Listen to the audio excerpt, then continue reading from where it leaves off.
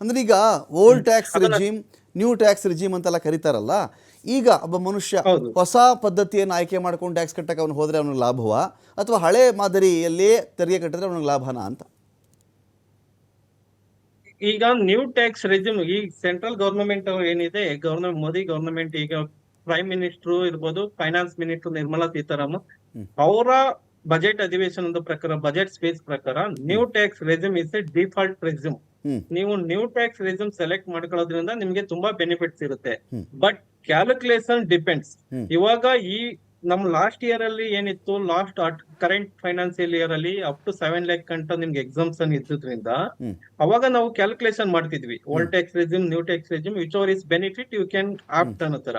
But ಈ budget ಅಲ್ಲಿ ನಿಮ್ಗೆ ಪ್ರಪೋಸ್ಡ್ ಏನಿದೆ, ಅಪ್ ಟು 12 lakh ತನಕ ನಿಮ್ಗೆ ಯಾವುದೇ ರೀತಿಯಾದಂತ ಟ್ಯಾಕ್ಸ್ ಇಲ್ಲ ಅಂತಿರೋದ್ರಿಂದ 99% ಈ ಹೊಸ ಸ್ಕೀಮೇ ಬೆನಿಫಿಟ್. ಆಕ್ಚುಲಿ ಏನಾಗಿದೆ, ಫಸ್ಟ್ 2 years ಇಂದ 2023 ಫೈನಾನ್ಸಿಯಲ್ ಅಲ್ಲಿ almost 66% tax payer new tax ರೆಸ್ಯೂಮ್ಗೆ ಆಪ್ಟ್ ಮಾಡಿದ್ರು. ಲಾಸ್ಟ್ ಇಯರ್ 2023-24 ಅಲ್ಲಿ 72% ಆಪ್ಟ್ ಮಾಡಿದ್ದಾರೆ. This year it might be increase 90 to 95% it will go. ಆತರ ಇರೋದ್ರಿಂದ new tax regime it's benefit for all, okay. ಅಂದ್ರೆ ಸ್ಪೆಸಿಫಿಕಲಿ ಸ್ಯಾಲರಿಡ್ ಪರ್ಸನ್ಸ್. ಈಗ ಈ ಒಂದು ಬಜೆಟಲ್ಲಿ ನೀವು ಗಮನಿಸಿದ ಪ್ರಕಾರ, ಮಧು ಅವರೇ, ನೀವು ಗಮನಿಸಿದ ಪ್ರಕಾರ, ಈಗ ಒಬ್ಬರು ಜೀವ ವಿಮೆ ಮಾಡಿಸಿರ್ತಾರೆ, ಒಬ್ಬರು ಆರೋಗ್ಯ ವಿಮೆ ಮಾಡಿಸಿರ್ತಾರೆ, ಮಗನ ಸ್ಕೂಲ್ ಫೀಸು, ಮಗಳ ಸ್ಕೂಲ್ ಫೀಸು, ಅಥವಾ ಅದ್ರಲ್ಲಿ ಬರ್ತಕ್ಕಂಥ ಟ್ಯೂಷನ್ ಫೀ, ಈ ಒಂದು ವಿಚಾರಗಳು, ಇನ್ನೊಂದು ಯಾವುದೋ ಒಂದಷ್ಟು ಪಾಲಿಸಿಗಳು, ಇವೆಲ್ಲ ಮಾಡಿಸಿದ್ದಾಗ ಒಬ್ಬ ಮನುಷ್ಯ 2 ಲಕ್ಷ ರೂಪಾಯಿದ 1 ಲಕ್ಷ ರೂಪಾಯಿದ ಪಾಲಿಸಿ ಮಾಡಿಸಿದ್ದ, ಈ ಬಜೆಟ್ನ ಅವಲೋಕಿಸಿ ನೋಡಿದಾಗ ಇನ್ನೂ ಅದರ ಮೂಲಕವಾಗಿಯೂ ಅವ್ನಿಗೆ ಇನ್ಯಾವುದು ಸ್ವಲ್ಪ ಜಾಸ್ತಿ ಸಿಗ್ತಾ ಇದೆಯಾ ಇದರಲ್ಲಿ? ಹೌದು. ಇವಾಗ ಏನಾಗ್ತಿದೆ ಅಂದ್ರೆ, ನಿಮ್ಗೆ ಈ ಪಾಲಿಸಿಗಳೆಲ್ಲ ಇದ್ದಿದ್ದು almost 3 years back. 2023 financial year ಗಿಂತ ಬಿಫೋರ್ ಏನಿದೆ, ಇದು ನಿಮ್ಗೆ ಕಂಪ್ಯಾರಿಸಲಿ ಕ್ಯಾಲ್ಕುಲೇಷನ್ ಮಾಡಿ, ಕಾಂಪ್ಯೂಟ್ ಮಾಡಿ, ನೀವು ಕಂಪ್ಯಾರಿಸೇಷನ್ ಮಾಡಿ ಮಾಡಬಹುದಿತ್ತು. For example, old tax resume they are not touching from past 2 financial budgets ಇಂದ. ಅವಾಗ ಏನಾಗ್ತಿದೆ ಅಂದ್ರೆ, ನಿಮ್ಗೆ ಎಕ್ಸಾಂಪಲ್, ನಿಮ್ಗೆ ತುಂಬಾ ಓಲ್ಡ್ ಟ್ಯಾಕ್ಸ್ ರೆಸ್ಯೂಮ್ ಏನಿದೆ, ಅದು ನಿಮ್ಗೆ ಮೋರ್ ದೆನ್ 5 lakh ಇನ್ಕಮ್ ಬಂದ್ರೆ it is 20% tax. Okay. Okay. So ಆತರ ಇರೋದ್ರಿಂದ ನಿಮ್ಗೆ ಹೌಸಿಂಗ್ ಲೋನ್ ಇಂಟ್ರೆಸ್ಟ್ ಪೇಮೆಂಟ್ ಮಾಡೋದ್ರಿಂದ ನಿಮ್ಗೆ ಮ್ಯಾಕ್ಸಿಮಮ್ ಸೆಲ್ಫ್ ಆಕ್ಯುಪೈಡ್ ಇದ್ರೆ 2 lakh rupees you can claim exemption.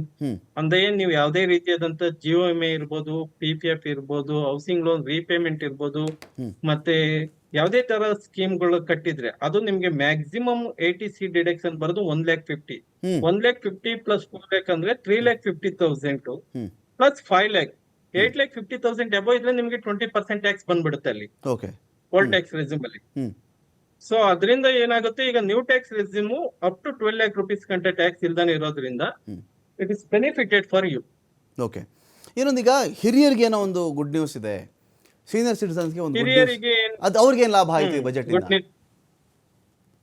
ಅದರಲ್ಲಿ ಲಾಭ ಏನಾಗಿದೆ ಅಂದ್ರೆ, ನಿಮ್ಗೆ ಮೊದ್ಲೇ ನೀವು FD ಇಟ್ಟು, ಸೀನಿಯರ್ ಸಿಟಿಜನ್ಸ್ FD ಏನಿದೆ ಅದು 50,000 ಗಿಂತ ಜಾಸ್ತಿ ಇದ್ರೆ TDS ಇರ್ತಿತ್ತು. ಅದನ್ನ ಇವಾಗ 1 lakh rupees ಗೆ TDS ಮಾಡಿದ್ದಾರೆ. 1 lakh ಅಬೋ ಇದ್ರೆ ನಿಮ್ದು income, TDS is applicable.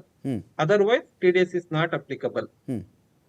So that ಅಂದರೆ ಹಿರಿಯರಿಗೆ ಅವರು ಬ್ಯಾಂಕ್ಗಳಲ್ಲಿಟ್ಟಂತಹ ಫಿಕ್ಸೆಡ್ ಡೆಪಾಸಿಟ್ ಮೇಲೆ 1 ವರ್ಷಕ್ಕೆ 1 ಲಕ್ಷದ ಒಳಪಟ್ಟು ಅವರಿಗೆ ಬಡ್ಡಿ ಬಂದರೆ, ಆ 1 ಲಕ್ಷ ರೂಪಾಯಿ ಒಳಗಿನ ಬಡ್ಡಿಗೆ ಯಾವುದೇ ಥರದ ತೆರಿಗೆ ಇರುವುದಿಲ್ಲ. 1 ಲಕ್ಷ ದಾಟಿದಾಗ ಮಾತ್ರ ತೆರಿಗೆ ಇರುತ್ತೆ ಅಂತ ಅಲ್ಲ, ಅದು ತೆರಿಗೆ 1 ಲಕ್ಷ ರೂಪಾಯಿಗೆ ಬರಲ್ಲ. 1 ಲಕ್ಷ ರೂಪಾಯಿ ಅದು ಅವ್ರಿಗೂ ಟೋಟಲ್ ಇನ್ಕಮ್ಗೆ ಬರುತ್ತೆ. ಅವ್ರಿಗೂ ಈ ಸೀನಿಯರ್ ಸಿಟಿಜನ್ಗೂ 12 lakh rupees ಗಂಟೆ ಯಾವುದೇ ರೀತಿಯಾದಂತ ತೆರಿಗೆ ಇರಲ್ಲ. ಬಟ್ ಬ್ಯಾಂಕ್ ರೂಲ್ಸ್ ಪ್ರಕಾರ ಏನ್ ಮಾಡ್ತಿದ್ದಾರೆ, ಅವ್ರು ಇಂಟ್ರೆಸ್ಟ್ ಪೇಮೆಂಟ್ ಮಾಡಿದ್ರೆ they have to deduct TDS 10% on interest payment. ಅದನ್ನ ನೀವೇನ್ ಮಾಡ್ತಿದ್ರೆ, ಮತ್ತೆ ನೀವು ಇನ್ಕಮ್ ಟ್ಯಾಕ್ಸ್ ಅಲ್ಲಿ ಫೈಲ್ ಮಾಡಿ, ನಮ್ನ ಇನ್ಕಮ್ ಬಿಲೋ 7 lakh ಇದೆ ಅಂತ ರೀಫಂಡ್ ಕ್ಲೈಮ್ ಮಾಡ್ತಿದ್ರಿ. ಸೊ ಅವಾಗ ಇವಾಗ ಏನ್ ಮಾಡ್ತಿದ್ದಾರೆ, ನಿಮ್ ಇನ್ಕಮ್ ಏನಾರ 1 lakh ಇಂತ ಬಿಲೋ ಇಂಟ್ರೆಸ್ಟ್ ಬಂದ್ರೆ ಅದಕ್ಕೆ ನೀವು ಫಾರ್ಮ್ 15G 15H ಸಬ್ಮಿಟ್ ಮಾಡಿ, ನೀವು ಯಾವುದೇ ರೀತಿಯಾದಂತ TDS ಮಾಡ್ಸಂಗಿಲ್ಲ. ಸೊ ಅವ್ರ ಮೂಲದಲ್ಲೇ ಟ್ಯಾಕ್ಸ್ ನ ಡಿಡಕ್ಟ್ ಮಾಡಲ್ಲ ಬ್ಯಾಂಕ್ ಅವರು. ಅವಾಗ ನಿಮ್ಗೆ 1 ಲಕ್ಷ ರೂಪಾಯಿ ಏನಿರುತ್ತೆ ಅಷ್ಟನ್ನು ನಿಮ್ ಅಕೌಂಟಿಗೆ ಕ್ರೆಡಿಟ್ ಆಗುತ್ತೆ. ನೀವು ಅದು 1 ಲಕ್ಷ ರೂಪಾಯಿ ಇನ್ಕಮ್ ಟ್ಯಾಕ್ಸ್ ಅಲ್ಲಿ ನೀವು ಡಿಕ್ಲೇರ್ ಮಾಡಿ, ನೀವು ಅವಾಗ್ಲೂ ನಿಮ್ಗೆ ಟ್ಯಾಕ್ಸ್ ಏನ್ ಬರಲ್ಲ, if in case your income is below 12 lakh.